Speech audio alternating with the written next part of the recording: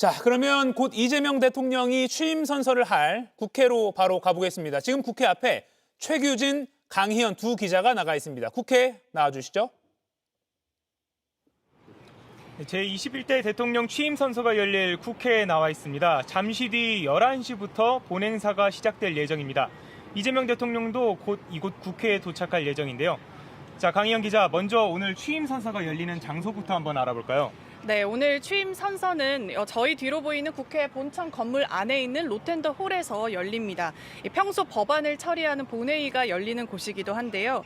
3년 전 윤석열 전 대통령 때는 이곳 국회 잔디마당에 야외 무대를 설치해서 취임식을 진행을 했었는데요.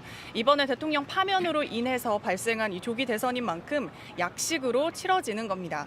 현재 여의도 일대 교통을 비롯해서 국회 접근도 통제되고 있어서요. 이곳은 일반인이 들어오려면 보안 검색을 통과해야지만 이 잔디 광장까지만 접근할 수 있습니다.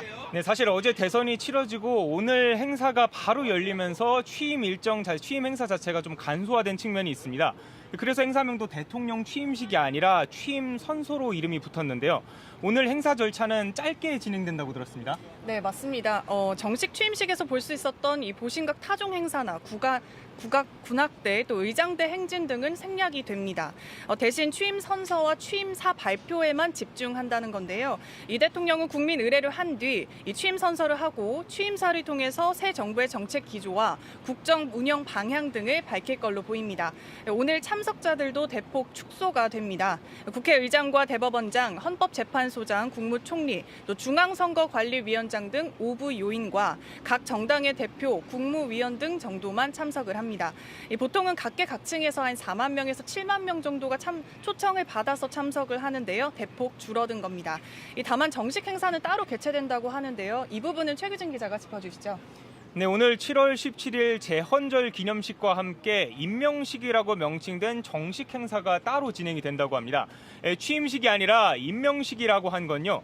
국민 주권 정부의 탄생 주체는 주권자인 국민이다라는 이재명 대통령의 의중이 반영된 것이라고 합니다. 그러니까 국민이 대통령을 임명한 것을 기념하겠다라는 뜻으로 읽힙니다. 네, 당장 이후에 이번에는 조금 뒤 이재명 대통령이 발표할 이 취임사 내용과 오늘 취임 선서 이후의 일정도 좀 짚어볼까요?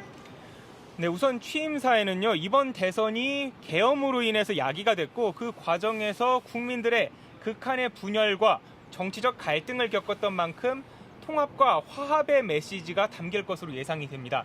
또 향후 5년간의 국정 철학과 운영의 철학과 목표, 방향성 등도 담길 것으로 보이고요. 앞서 어제 당선 후에 이재명 대통령이 첫 연설에서 국민이 맡긴 첫 번째 사명인 내란을 극복하고 또 국민이 맡긴 총칼로 국민을 겁박하는 군사 쿠데타가 없도록 하겠다. 그 일을 반드시 해내겠다라고 했는데요. 당선자로 확정되는 그 순간부터 온 힘을 다해서 경제를 살리고 민생을 회복하겠다면서 여러분의 고통스러운 삶을 가장 이른 시간 내에 가장 확실하게 회복시켜드리겠다고 강조한 바 있습니다. 국회 취임 선서 후에는 국회의장과 양당 정당 대표와 환담 또한 예정이 돼 있는데요. 이 환담을 마치고 나면 곧바로 용산 대통령실로 이동해서 업무를 시작할 예정입니다. 오늘 일정은 다소 빡빡하게 진행될 가능성이 있습니다. 먼저 용산 집무실에서 주요국 귀빈들을 접견하고 해외 정상들과 연달아 통화가 있을 예정입니다. 네, 당장 이재명 정부의 인선에도 관심이 쏠리고 있는데요.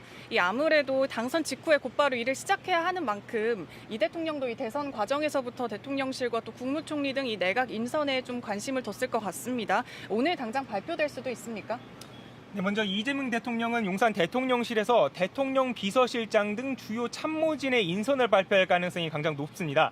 다만 국무총리를 포함한 국무위원들의 인사는 시간이 다소 걸릴 것으로 보입니다. 바로 청문회 때문인데요. 총리의 경우에는 국회 인준 절차를 거쳐야 하고 다른 국무위원들도 국회 청문 절차를 거쳐야 하기 때문입니다. 문재인 정부도 출범 195일 만에야 내각 구성을 완료하기도 한 전례가 있는데요. 이 때문에 당분간은 전 정권인 윤석열 정부의 국무위원들과 함께 해야 할 기간도 있을 것으로 보입니다. 직전까지 대통령 권한대행을 맡았던 당장 이주호 사회부 총리 겸 교육부 장관이 총리 직무를 대행할 것으로 지금 보이는 상황입니다. 네, 또 하나 이 대통령이 취임 첫날인 오늘 용산 대통령실에서 직무를 시작하겠지만 계속해서 대통령실을 쓰는 건 아닌 거죠? 네, 그렇습니다. 이재명 대통령은 당선 직후 대통령 업무를 바로 시작해야 됩니다. 때문에 일단은 다른 곳이 아닌 용산 대통령실을 집무실로 사용하기로 했습니다. 하지만 최대한 빨리 청와대 보수 작업을 마친 뒤 청와대로 옮겨가겠다는 뜻을 밝힌 바가 있는데요.